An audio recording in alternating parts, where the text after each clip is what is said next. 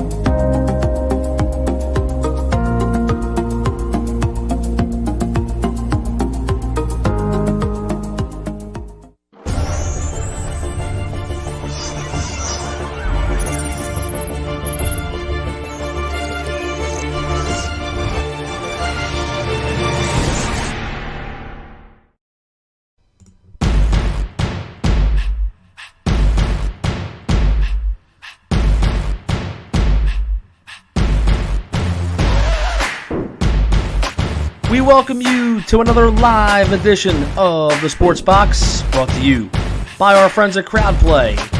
Download the free CrowdPlay app today and use the box at sign up for 10 points.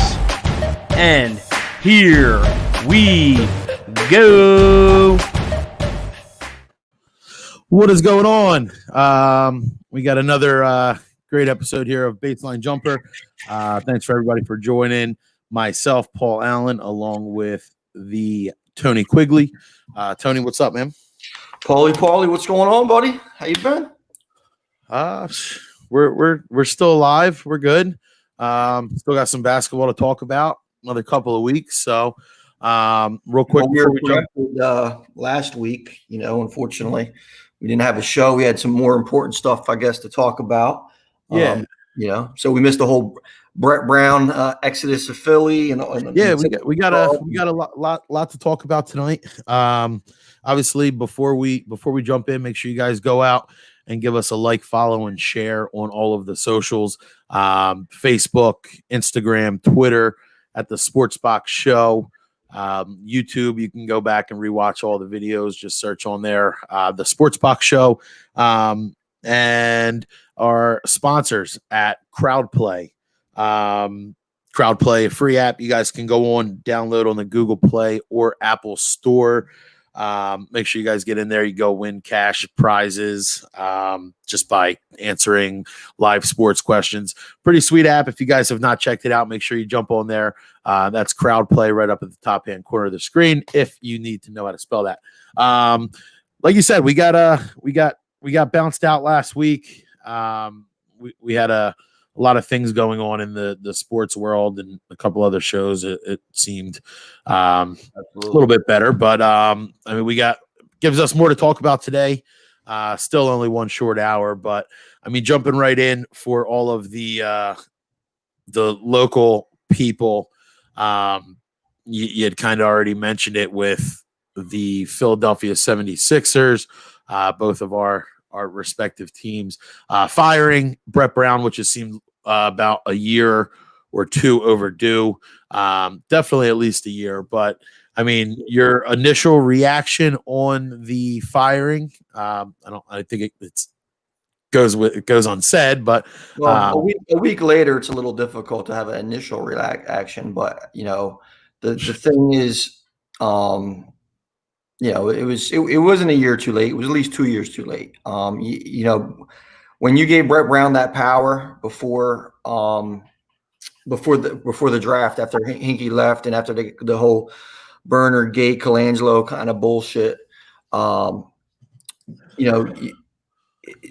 Brown really screwed up that draft pick with Zaire Smith because he was in charge of all that stuff. So if we could have got him out of there, a couple years ago.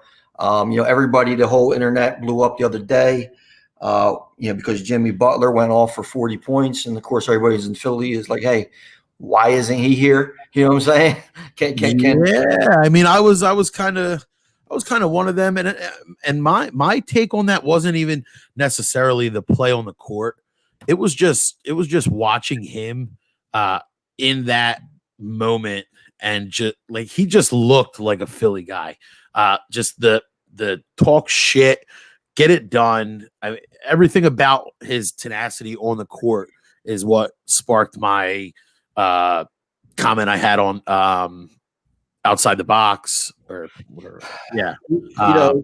Jimmy's a temperamental guy, and it was working a little bit, it's working great in Miami, I have to give it, but he has that, with guys like Bam and Duncan Robinson, these guys improve, and Kendrick. Yeah, he's got a nice surrounding cast where he could kind of be the lead dog, if that's more so what he wanted to be. But and I don't think he wanted to be the lead dog completely on the court too. I think he was really, with these guys stepping up and playing well. Like I said, you got to give them a lot of credit. It allows Butler to do everything else and kind of like pick and choose where he wants to do. So no, I agree. Like I said, it was just watching him, man. And it sparked conversations through 15 different group chats I'm in, and it was just like what I would love to see, and we've mentioned it God knows how many times, of just that team, that core team without Brett Brown. And now, I mean, finally they got rid of Brett. Jay Wright came out today. What do you think on that? No shit, he wasn't a candidate for the position. Right. The only people who had him as a candidate for the position were people unfamiliar with the actual. Who was it? Pee Wee's Playhouse? No. The only people that were surprised that he didn't, was the media. The media, uneducated fans. They were the ones trying to clamor for Jay Wright. Two things about Jay Wright that was a horrible fit to begin with. One is his offense. In his Villanova time, he never ran with a big man. He never had the traditional offense like that. Right. And he's the king of the castle over there at Nova. So why would he want to change that up? To coach, NBA stars, because it's a completely different world. Yeah, absolutely. I mean, are we still sold on? Is it Ty Lue? Was that your? Did you go in? We didn't get into really predictions on who you think would bring in. I know we kind of touched on it. Now it seems like Ty Lue's the most best fit. He's Lue's the front runner for the position as far as the media is concerned. Now you got Kenny Atkinson from Brooklyn. His name's come up. Jason Kidd's name's come up. I mean they're all viable candidates. Jay Wright was never a viable candidate. So it's one of the things where you have to kind of take what he said with a grain of salt. Me and you can put out our take our names off of the list of coaching candidates as well if you want. We could do that live right now. But at the end of the day, it really doesn't matter. I'm happy Mr. Attard posted that and cleared up his and the Barstool rumor as well. Just to make sure everybody's on the same page here. I mean, moving on from the Sixers, they're out of the bubble. I really could care less to talk about them for the remainder of the year. Completely disappointed in them. But, I mean, jumping, I guess, right into last night. What a game. I mean, just is Jamal Murray just absolutely becoming complete stud, it seems. And then you see a game like last night. He shot fairly poorly, and both teams shot fairly poorly. Well, that was nerves. Call it what you want. The lowest scoring playoff game since about 2009, I think it was. It's about 10, 11 years ago. Who didn't play poorly last night? Michael Porter Jr. Even though Mark did not. Had him only 5 minutes in the second half. He had the highest plus minus, shot great, and. I know we said we're done talking about the Sixers. I mean, they could have had him. But I mean, like I said, I think that's hands down the best series of the first round. Well, we still got Game 7 tonight going too. Yeah, but even the 3-4 games prior to this have been well, they've been fun to watch. every game in that series. I mean, Donovan Mitchell looks like he is here to stay. He's a unit on the court. On the offensive end of the court. What's that? On the offensive end of the court. I mean, he gets torched on the defensive end of the court. So, got Dwayne Wade tuning into the Bucks game. Yeah, but I mean, just the battles between Mitchell and Murray, and I mean, Murray kind of stepped up tremendously in that series. From the season he had wasn't like outstanding. I mean, they had some injuries in the backcourt. He was banged up a little bit. Like I said, when it looked like it was time to play, he was there. Which is, I mean, kudos to him. Not a lot of people shine in moments like that. Granted, like I said, his game 7 performance wasn't the best, I mean, the best player probably in this series was just completely overshadowed by Murray, and Mitchell's battle was the Joker. I mean, he was overshadowed just because of the back and forth. Until it came down to money time when last night in Game 7. Exactly what I was going to say, where it goes the final, and shout out to him just in 2020, knowing what to do with the ball down in the post. Like, you don't see that anymore. Like, nobody's sitting in there with a hook shot, like little J to end it. He's that traditional Euro big, he's great. See everything that you see in the Joker, high basketball IQ, great fundamentals, that kind of stuff. He's like the complete opposite of what Joel Embiid is. With Joel Embiid has all the athletic talent in the world, but he has a low basketball IQ. Like, you can't double team Jokic in the paint because he's hitting somebody on the numbers for a perfect shot. Right. He's hitting Murray, he's hitting Porter, he's hitting these guys, and it's just like a completely different flow to it. But he's that traditional. You're a big man. I mean, I've been more so impressed with him, and he was in a category with it was game seven performances, with I don't know if it was an average of 20 and 10, but he was in a category with 3 guys, which was Tim Duncan, LeBron James, and Dirk, who are MVP, champion. So if that's anything forth telling for him, Denver seems to have a bright future. Here's the thing about his series and his game. He was doing it against the Stifle Tower, Rudy Gobert defense, for all YOP, who had 19 and 18 last night, and in his own right. But I'm saying, you're talking about, you're getting a Denver team playing against the best center in defensive center, supposedly, and Joker's just out there doing his thing, and he looked really good. Yeah. We got Meads here. He's taking Denver to win the series. Never know. I was on Denver before the China virus. We could say that on this show. Everybody is. I don't think LeBron's watching, so he's not going to be offended. I mean, at this point, I really wouldn't care to offend him. That's your boy. What do you mean you don't want to offend him? Yeah, absolutely. I keep sports and I mean, I guess you can't even do that nowadays. Keep sports and politics separate, which I tried to. I used to try to do that, but I guess that doesn't work too well anymore. Kelly Olynyk's still out here hitting threes, acting like he's trying to do something. Miami. I mean, this is good. This is going to be an interesting series. This is going to be a good series. I mean, is it? All right, Milwaukee loses this series. I know we're way ahead. It's. I mean, they are down 11 after 1, but I mean, Milwaukee loses this series. I mean, what does that do for this team? Where do they go from here?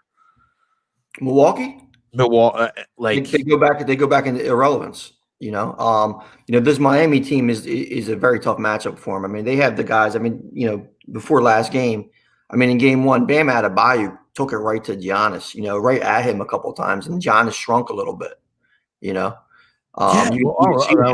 Jay Crowder. I mean, like they got some tough guys on that Miami team that are out tough and the Greek Freak, and they're given if the role players for Milwaukee are not shooting the ball well, Brook Lopez and Bledsoe, who's been banged up in Middleton, like it's just this is going to be a tough game, and the tougher team is going to win this series.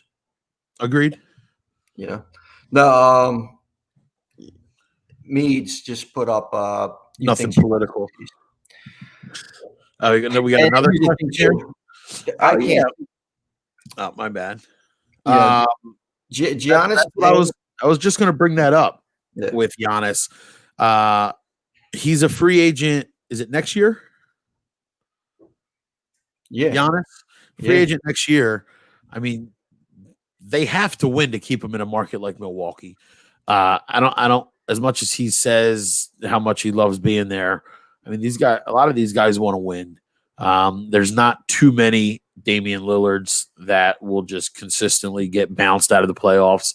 But I mean, Giannis is a MVP. He's got it looks bad on him, I would think, more so than you can't get your team to the finals out of the East after LeBron left back to back year. I mean that says a lot about the persona of Giannis Antetokounmpo being this amazing the next LeBron. You got to get your team to the finals. Those expectations are a tad unfair, though. I don't think he really truly has a championship team around him. If you take Giannis off of that team, are they better than Miami in any way? No. So, he's supposed to lift these guys. I mean, if the Sixers worked out a little bit better, if Miami, if Boston's playing good basketball, I mean, there's no cakewalk right to the finals for Cleveland. For Milwaukee, as Cleveland had in the past. So I think this is a little bit more wide open. And Giannis winning, I don't think is the end all be all in Milwaukee. For him to stay. As Jimmy Butler goes up and pounds Dwayne Wade's camera or character sitting on the screen. But that's also unfair to everybody in the past 5-6 years. I mean, everybody's been how you were saying Giannis doesn't have the team around him. I mean, LeBron never got that leisure being the best guy in the league. It was always, it doesn't matter who's around him. He needs to do this. He needs to do this. It's all on him. It's all on him. And I mean, there's nobody in.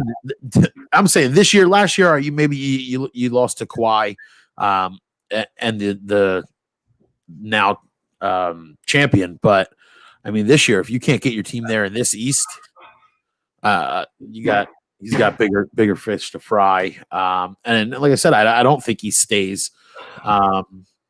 His personality, though, I think that's what we have to kind of look at it a little bit more too. Giannis and LeBron came into the league in completely different ways.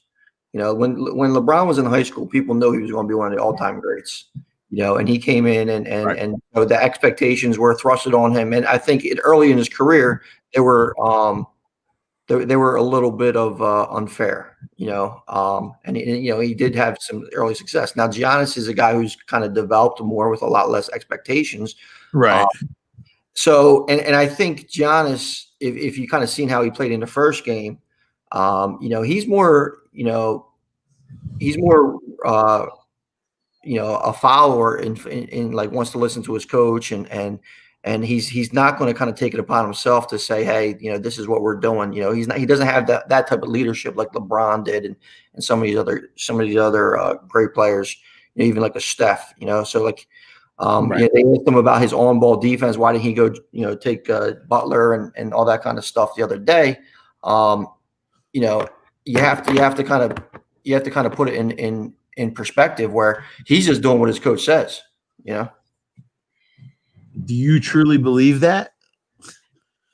Like, is that no? You're Defensive Player of the Year. You need to go and tell your coach, I'm going to shut him down. I need to shut him down. Like that's. Did you hear Butler's response yesterday? What? Did you hear Butler's response when somebody asked him if he was surprised Giannis did that? No, what Butler say? So Butler's response was that Giannis is one of the more one of the better off ball defenders and help defenders in the league. So if you have him on the ball, it takes away from what he actually does best on defense, and that's help defense. And he wasn't surprised at all that they didn't switch. Yeah, but you're not. I mean, listen, I don't. Whatever he says, you're not getting Defensive Player of the Year for playing off ball defense all season. You're getting Defensive Player of the Year for locking people the fuck down. Well, he's just talking about the strategy of the game. He's not like. No, I get it, but you're in the playoffs now. You got to go and stop somebody like that. Jimmy Butler could have been saying that, like, "Oh yeah, don't let him guard me all freaking series, please." Me and you, me. That just shows you my point. Me and you have that kind of mentality, and a lot of the other players at Butler. Hey, give me him. I want to lock him down. Jordan had it. I remember when LeBron had to guard a prime. Everybody has that mentality. But that's what I'm saying. I think Giannis is still in the inception of, and he's still learning the game where he's a two-time MVP, exactly year, and he can't shoot. He's got to have the mentality that he needs to know that you need to go and guard the best player on the court in crunch time in the playoffs. Well, just because you say he has to have it doesn't mean it's true.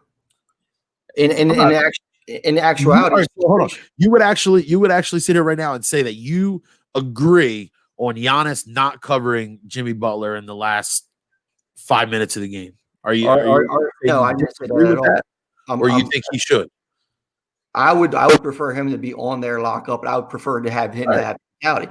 But what I just said is the reality of the situation is he is still in the infancy of him learning the nuances of the game. He's still an extremely raw player, even though he's a two-time MVP. Giannis makes all his stuff on effort. Look what he did in the playoffs last year. Right. So exert a little bit more effort. He doesn't play championship basketball. Guard Jimmy Butler. I mean, that's not. He has to get that. That's just any competitive, right? But Giannis's mentality is that he's going to listen to his coach. And his immediate response is, that's what the coach told me. That's his bullshit answer, because he didn't go and lock up. If LeBron James, at the statue of what he was, and he didn't go and lock up or try to guard the best player in a crunch time. You're talking about apples to oranges in that situation. I'm talking about an MVP compared to an MVP and criticism that they got. Yeah, but LeBron James would get absolutely demolished if he didn't go and step up and try to guard the best player in a crunch time situation. You're absolutely right. Absolutely right. But I believe anybody should, but now it's just like, oh, it's Giannis. He's not competing with Jordan for the best ever, so he just gets the pass. Just because you believe that doesn't make it true. That's the problem here. We have that mentality where we want Giannis to be like it's true. Everybody believes that. I don't think there's one person that you would ask, should your best defensive player guard their best offensive player? That's not what I'm referring to. What? That's not what I'm referring to. Okay. What are you referring to? We believe that. We agree on that part. Okay. But LeBron James and what he is as a player, one of the highest basketball playing IQs that there is in the league history. Okay. In the league history. He knows the game inside out. Comparing Giannis still at this point, Giannis wins the MVP off of effort every game and every night. There's no really sitting out and stuff like that. So he's going out there and he's playing his heart every night. He doesn't have the mentality, the half of the mentality of what LeBron James has. Right. So he's still at the point in his basketball career where if Budenholzer tells him to have a defensive assignment, he's not going to say, no, give me him. I want him. He's just listening to his coach. That's the difference. LeBron and a lot of the other guys in the NBA are going to be like, no, coach, I want him. Give me him. Although now let's talk about your boy Kawhi, because we really didn't talk about this. When Luka stepped up, right, there was a big discussion of Kawhi switched off him and Kawhi called off him and stuff like that, him and Paul George against Luka. Right, and then it went down what, 2 minutes? Luka fired off 2 shots and Kawhi sitting there and he's on the court like this. All right, I got him. And then he got screened, and then they switched off of him. And the last connection in the game, Will ended up on him, but that's poor play calling and philosophy from Doc Rivers, But That's what I'm saying. But I'm just saying, like that mentality has to be there. And yes, Giannis is a 2-time MVP, and it's a lot because he has a lot of effort and he plays hard every night. As you've seen with, the MVP award isn't the end all be all because it's a regular season award. I mean, hell, Steve Nash has 2 MVPs, and he would never guard anybody. Yeah. No, I agree. Yeah. Listen, I know one thing. I can't sing a lick, but Doris Burke's voice is like nails on a chalkboard. I'd rather drive stakes in my ears. I mean, it's bad. She knows her stuff, though. I don't really always agree with her opinion. Just like anything else. But is she reading off of a screen? Nah, I just get it. Yeah, great players go on and take it. Yeah, exactly. They do, and I don't. So here's the thing. We're talking about Giannis. Does he have championship DNA? I mean, you don't know because he hasn't done anything. Can't get his team. But that's the thing. Right now, Giannis is. You have to question it if he's actually like a champ. Like the one thing, Kawhi, he does some great stuff, and he has that championship DNA. Duncan had it. LeBron has it. These guys who won championships, even guys who I'll take Chris Paul for example. Chris Paul's never won an NBA championship. Barkley's never won an NBA championship. But we know that they have that kind of makeup to it. Giannis, I still question it. There's still a huge learning curve that he has, and there's still some of that 1-2 that I think that right. Has to be interested in. Yeah, and like I said, I mean that's what I was saying. That's what I was getting at earlier with it has to show on him by not getting to the finals at least. Like you're the number 1 team back-to-back years coming out of the East. LeBron's not there. Everything's opened up for you to go. I mean, you should be able to will your team there. And I mean, if you can't, looks like they're looking at either a new franchise player. Do they get rid of their coach? I mean, they have a lot of. I mean, you got to win in the playoffs to maintain a coaching position. I've seen. I mean, Cleveland's fired guys right out of the playoff exits. Well, not necessarily. I mean, Nate McMillan is fired already, and he didn't have some bonus. I mean, it's a tough business. Of, another coach who may get fired if they lose a series is the game tonight, 9:00. I mean, do you see D'Antoni? Is he keeping his job if he gets bounced round 1? Well, the thing is that's the thing is with Indiana that there's a huge rumor that the reason why they fired Nate McMillan is because not if Houston gets eliminated, when they get eliminated, that they're going to go after D'Antonio. There's already already agreement in place is what they're saying. So I mean, it's weird. I don't think the Houston experiment works too well. So that's pretty clear. I mean, if it's you're getting demolished on the boards. If you get knocked out with two former MVPs on your team, you're getting bounced out of the first round by 34-year-old Chris Paul and another player. I know we're not going to mention the Sixers anymore, but another player the Sixers passed up on, which is Mr. Alexander. And former Sixer process player Jeremy Grant. Yeah. In the starting line. So, I mean, let's give Chris Paul the credit there is, though, man. I mean, we said in the past on the show that Chris Paul has really stepped up and take on a challenge of this young OKC team. So it's good for them. KG, a question here: thoughts on the Bulls coaching search? This one hits a little close to home for me. Looking at what's it? The Udoka. Udoka on who for the Bulls? Well, who do you? Yeah, well, that's the question. Thoughts on the Bulls coaching search? Oh, I would say that's the favorite guy. I thought was. I mean, Atkinson's getting brought up again. They had Adrian Griffin, Mark Jackson's been talked about. I mean, I think, like I said, I don't know too much about the Bulls. I'm just looking at the coaches odds and betting perspectives, but What are the odds right now? I don't have them up, but I just know I was looking at a couple of them earlier. Well, I could probably pull it up for you. Well, one of the guys that came in, see the GM, the old GM over there. Well, I don't know if he's actually the GM, but he's a player personnel director. VP is old guy. I used to work out with at Seton Hall, Arturas Kranicevic, and one of the lead candidates was Toronto assistant coach Adrian Griffin, who also spent a lot of time shooting buckets with in the gym, who had a nice career. And he spent a lot of time in Chicago too. So I know Adrian Griffin was a huge candidate. I'd love to see him get the opportunity, but then just like modern day, as soon as something like that comes out, his wife had some allegations against him. So hopefully that stuff gets figured up. Kenny Atkinson is an interesting. Udoka is the favorite. Emeka Udoka? Yep. From Sixers assistant. His name is kind of like a sleeper candidate for the Sixers as well. He comes from the Popovich coaching tree. He's highly respected young assistant, just like Monty Williams, just like Lloyd Pierce. Seems like all Brett Brown's assistants are highly associated.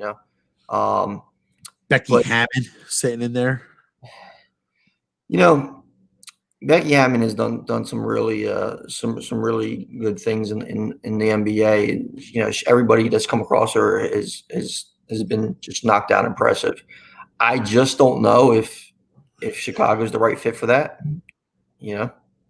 No, well, what I don't, did I hear this? Where the hell did I hear this? Pop might be looking to leave San Antonio, come to the Sixers, so Becky could just stay in San Antonio and claim her heiress to the throne. Which I would love if Pop did for his last 4 years. Did you say that I was talking to? Was that your the rumor is Popovich to the Brooklyn Nets? I don't know what they would give up for him, but that's one of the rumors. That's something that's been discussed. Is Popovich going and coaching KD and Kyrie? And I don't know if Popovich and Kyrie would be a great fit. Popovich is very open minded with a lot of stuff, but I don't know if he's going to be. I don't know who's going to fit with Kyrie. You know what I'm saying? They might be too strong-willed. Yeah. Do you give up 2 first-round picks for a coach? That's, I don't know, what's Popovich, 75 years old? Yeah, he doesn't have much time left in coaching anyway. You got guys like it. They're going to have a fantastic team, obviously, especially with Clarice Levert and some of them other guys stepping up at it with Kyrie and KD. But it's still going to be a tough East. I mean, even if Giannis leaves, because Boston is looking like a good team, Miami solid. Giannis leaving would be at the end of next year. 2022, yeah, next year. Mm-hmm. Yeah, so if he does go, but listen, there's been already articles after one game about Giannis leaving Milwaukee and everything like that, and that might be a little bit premature. I mean, I expect a 7-game series with tight, hard fought game between the series between the Bucks. So we could slow down with that talk, but if you're looking at Giannis. And Milwaukee, they don't win it this year, or they at least get to the finals this year. Right. Do you trade him and get something for him? Or do you just No, yeah, I seen our names got embedded into our background. So I was just busting a little balls. Yeah, I mean, as you say that, it's at down 10 right now. Game 2 of the Bucks. If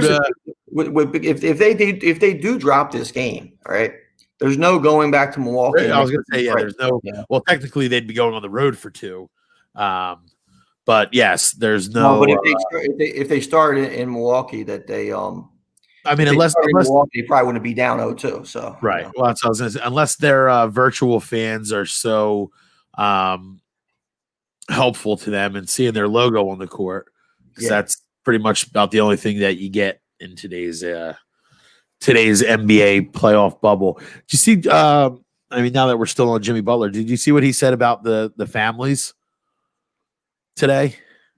No, Pretty much just along the lines of like, why are we letting anybody in here? We've already been by ourselves for 2 months. He said, I'm here on a business trip. So this is a business trip for me. No offense to anybody's family, even mine, but I'd rather nobody here. Well, Jimmy Butler's. I mean, I don't know if he's like single and just. Well, he's Jimmy Butler's an odd duck. No matter way, no matter how you look at it, he's a little weird. He's a little weird. I mean, he's been like that his entire career. He's not, he's definitely, maybe weird isn't the right term. He's an individual, Sure. and he marches to his own beat, and he's got that mentality. I mean, look at him; he hasn't even shaved in months, probably, and he's on national TV looking like he's home with him and Andre Iguodala.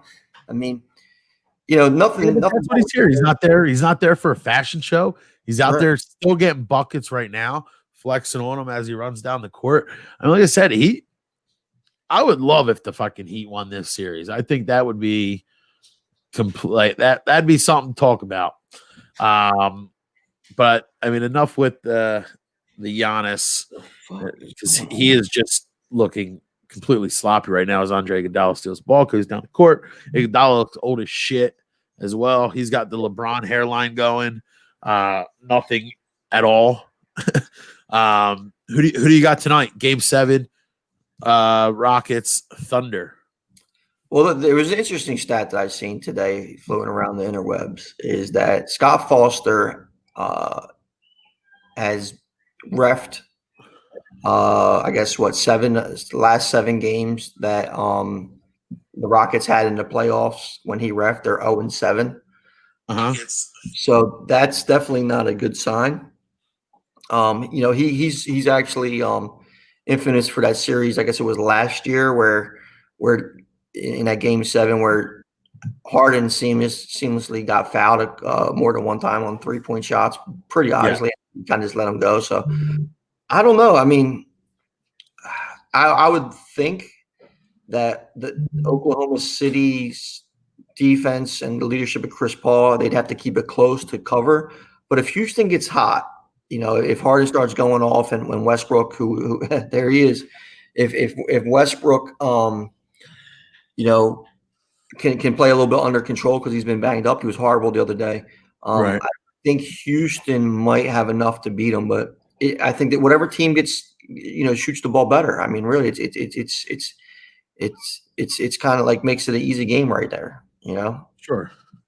Yeah, I mean, and you would assume Houston's obviously they were the favorite, correct? Tonight and the series. Well, the series it was close because Westbrook banged up. Tonight they're -5. I don't know if it changed at all. There's Giannis misses another layup. He looks like a complete bum right now. Well, if going back to the series, I mean, what does Giannis have over everybody else? He's not the best dribbler. He's not the best passer. He's not the best anything skill-wise. Size. So he's the freak for a reason. And Jay Crowder and Bam Adebayo and Jimmy Butler and Kelly Olynyk, these guys are going to bang them. You know what I'm saying? This is the playoffs. They're going to hit them. They're not going to back down from them. And he's gonna it's a little bit of gut check time because I seen him disappear last game in the fourth quarter. So as we're watching it live, Yeah. So I don't know. They got a lot to do with him. I'm stuck up on Hero, dude. He's as he misses it, but he just goes down and just fires. That's why I do like this Miami team. I mean, they have guys with goals, and they play good as a team. And then there's Giannis, a fucking little 3-step shimmy, a spin, and just slams it over top of everybody. Yeah, and but if you muscle him up and bottle him up, and he can't do that, I'm a good second behind you. But Oh, yeah, I so don't know. yeah, so I just saw that play you're talking about. Now, if you look at that play, I mean, there was absolutely no resistance. I think it was, who was it? Iguodala that was on him. Iguodala at this, Yeah. he can't do that to him. You have to stop it. You have to stop Giannis at the foul line, body him up, and then make sure that wow, that was a bad call there too on Giannis. Jimmy Butler bad it, but so yes, and this series isn't over by no means. They're going to come out here and it's going to be a good it's going to go 7 games, at least 6 games. It's going to beat everyone tough, but it's definitely gut. This is a gut check time for Giannis. Yeah. Who do you have? Who do you have in the late game? We talked about the game 7. I mean, there's some fun stuff, as to do a game 7. Who do you have? I mean, I would like to see OKC win it. Just the Chris Paul, and like I said, it's more. It would really just be for liking Chris Paul, and probably an easier bout for the Lakers to go to the finals. I don't think either team has a chance really to beat the Lakers in the next series. I think the Clippers kind of got a shitty end of the stick. Denver, and that's going to be a very good series. But yeah, I mean, I would want OKC to win, to answer the question. But like I said, I have no real skin in the game yet until 8:50 comes around and I start lurking on the DraftKings. Is that an NBA Jam Embiid Simmons shirt? Yeah. Hopefully, it's going to be for a long time together. What's Ben shooting? Just 0? It is, yeah, absolutely 0. If you look at it closely. Is the red like the bad part of it, right? Speed all the way there, 3.0. It's accurate, Can't, But I mean, hopefully they'll be together for a long time, because there was a good article out by the Rice to Ricky Sanchez, who's a podcast down here locally in Philadelphia. I don't know if you've checked them guys out, about how many things the process went wrong and all this other stuff. And they did a great breakdown of it. So hopefully Embiid and Simmons are still going to be cornerstones in the league, and whatever coach comes in will get right the ship, so to speak. Yeah.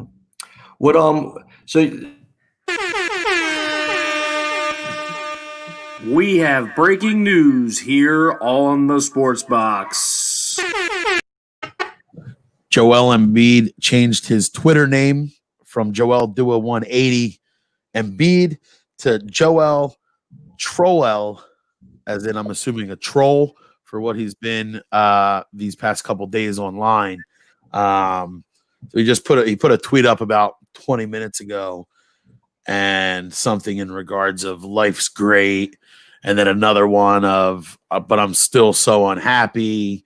And we seen the Jimmy Butler one that I tweeted out the other day of just Jimmy Butler was so good. So I don't know if he is just sitting here just completely trying to troll the NBA bubble, but that is now his new Twitter handle. I figured I'd break in the breaking news banner.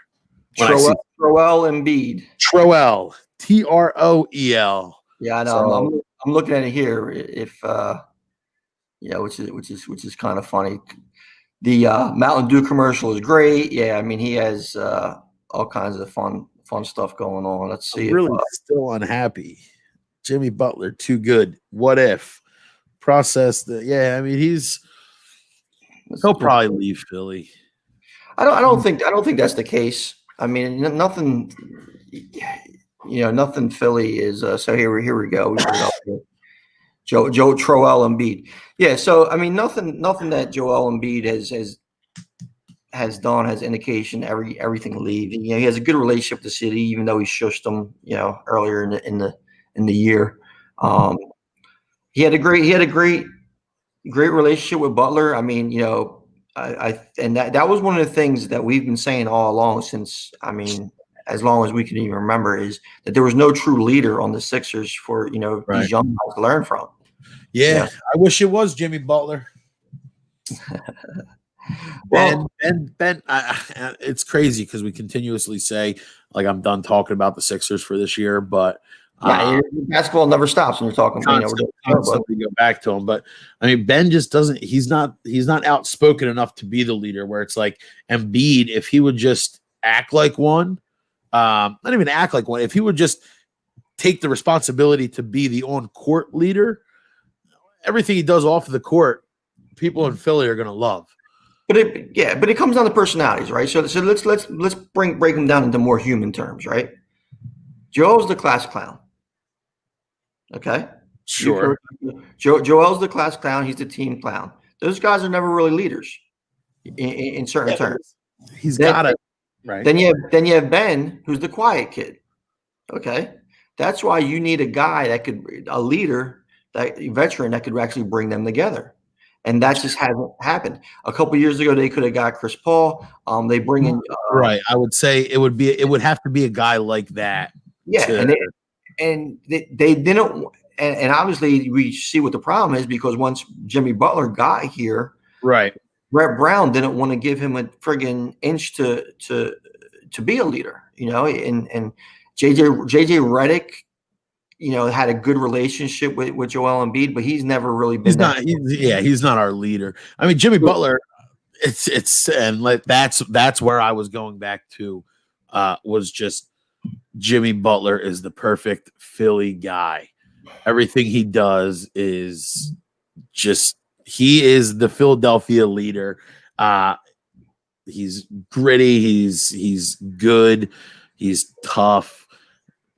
He would have been perfect here. Unfortunately, he's gone, and we don't have him. He's not coming back. He's probably going to play the remainder of his career in Miami and only make it to the Eastern Conference Finals and continuously get knocked out. But a game that we haven't touched on at all, which is shocking to some, not to great basketball minds like me and you.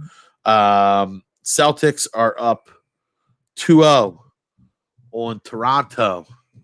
I kind of roped you in with me there, but did you see this? Did you see this coming with Toronto falling behind 2-0? I mean, it's not too surprising. I mean, I think I watched every game in that series.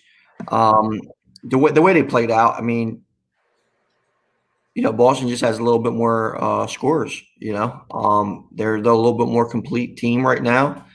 Marcus Smart stepped up. Right. Kyle Lowry's been banged up for Toronto.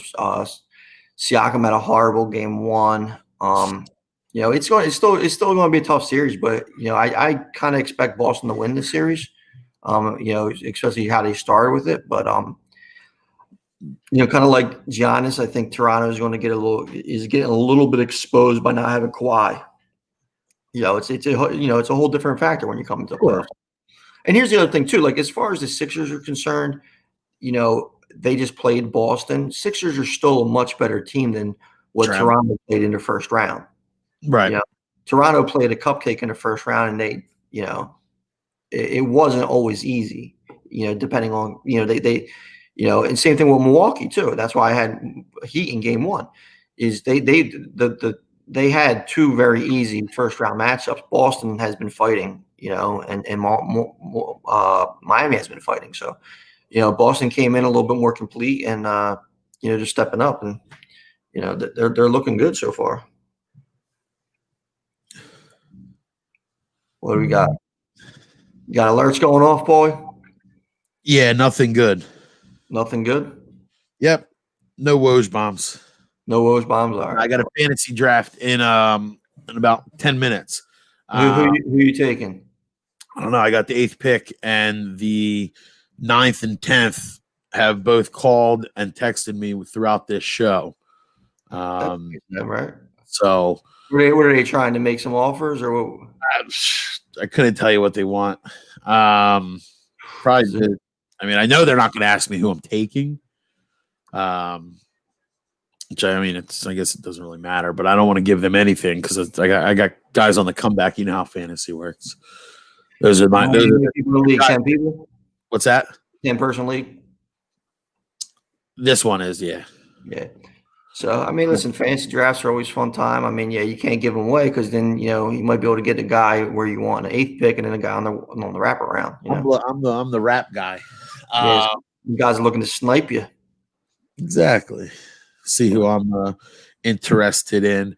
So what do we got? We got 2-0 with the Celtics. Milwaukee's kind of climbing back in here now. Lakers feel like they haven't played in, I don't even know. What was it when they played last week? And it was pretty much just like, all right, the series already done. Yeah, and that series was kind of funny too because after Dame, who we kind of both predicted that they would probably be a tough first game and then just destroy them. But the internet hype about Portland was so big. Yeah, they were so freaking big, thinking that they're actually going to beat them. I mean, everybody's going to get that. Everybody gets the hype. Dame went out hurt, and that was the end of his season, kind of quiet. So. I think at halftime here, they have a decent lead. 66-60. They're up 6. It got cut. So what kind of live betting we looking at? We got a live bet on this game? Yeah, I mean, right now you got everything in play. All your second half lines. I'm trying to see what line. If we can get any good value for you guys before I pop off. Miami plus a 0.5 point. I got a DraftKings has they're both minus on the money line. I like that. Milwaukee +1. So right now, even though Milwaukee's down 6, it's a pick 'em. Which is interesting. I know this isn't the total degenerate show, but I had a buddy of mine put $100 on a prop bet of Donovan Mitchell and Jamal Murray to both score 40 points, and it was about a $23,000 hit. Oh, really? He bet. Yeah, that was that DraftKings boost a couple games ago, right? Well, no, this one was it the boot? Both of them over to both score over 100 points. He just sent the picture of the winner, and it was he put $100 on it, and they both had 45, whatever the hell they had. But see, like FanDuel, I don't know if you use FanDuel or not. You could do the alternate points on FanDuel. So, that's fun because if you're expecting a guy to have a big game, and his over under say is like 29.5, but you think he's going to go off like Murray or Mitchell, you could get plus 500 for him to go over 45. I have Harden like that tonight. I have Harden over 30. I forget what it was out to pull it up, like 39.5 and stuff like that.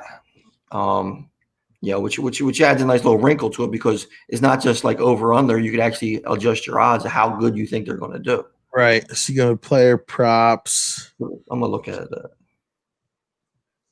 There you go. So like Shai Alexander. You could go all the way to over 29 points. Right. That's not bad. You get him over 25.5. He's at plus 420. Exactly. That's what I'm saying. If you think he could very easily hit that. With the way that they're going. So I love those kind of bets because you get that little extra juice that really, and then you could parlay them too, So or you take them in steps like I did with Harden. I believe is he had a pretty big game. You go, right. You take his over under of 31, then you do then you do it at over 34.5 at plus 350. Then you do over 40 or whatever it is, and you might not hit them all, but just because the odds you're doing a really good job. So there's a boost.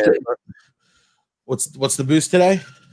The boost today that I seen is pretty interesting, and it's a strong lean. Shows you that Houston is expected to win this game.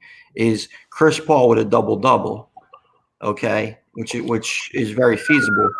But Oklahoma City has to win the game, and that's at plus 925. So that shows you right there that they're expecting Houston to win the game. You know, because whenever they throw that little caveat there, that's where they want you to lean. So. Right. What's that on FanDuel? That is DraftKings. So I bounce back and forth DraftKings, FanDuel. Because a lot of them are different odds, different boosts and stuff like that. Yeah, that's not the worst. Let's see. No, it's just, like you liked Oklahoma City earlier. And like I said, I like OKC just because I would rather I would like to see Chris Paul kind of get a little revenge on his old it's all backwards. Is it backwards? No, it's not. I just can't read it. Yeah, plus 925. Yeah, I mean that's going to be a fun game. Revenge tour for Chris Paul. But like I said, I got a fantasy draft in about 4 minutes that I would love to look up one or two guys before we start. All right. So by the time we jump back on next week, we may have a couple other teams eliminated, possibly, depending on if there's any second round sweeps. Which, I mean, I don't see too many guys that could really start sweeping people in the second round unless like you're just an absolute amazing player. But I mean, hopefully we got a lot of basketball left and a nice long season to continue to talk with you guys. But I do got a draft.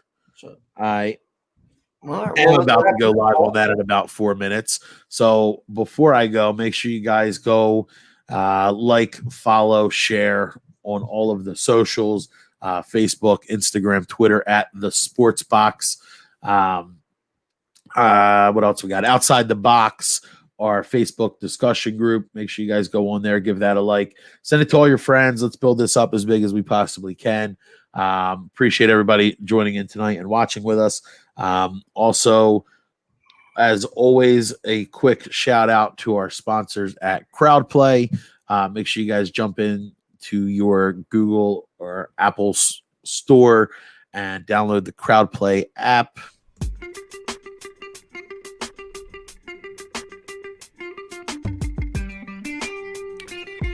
Thank you for watching the Sports Box. Follow us on Facebook at Sports Box Show, Twitter at Sports Box Show, Instagram at The Sports Box Show. Find us on YouTube and join Outside the Box, our Facebook sports discussion group. The Sports Box is brought to you by our friends at CrowdPlay.